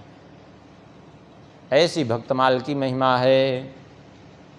अब यही कथा को विश्राम करते हैं।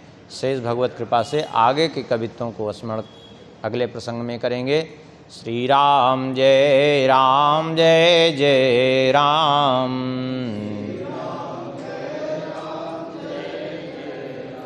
सीताराम जय सीताराम।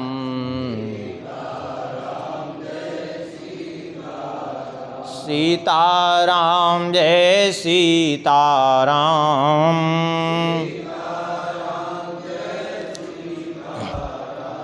सीताराम जय सीताराम।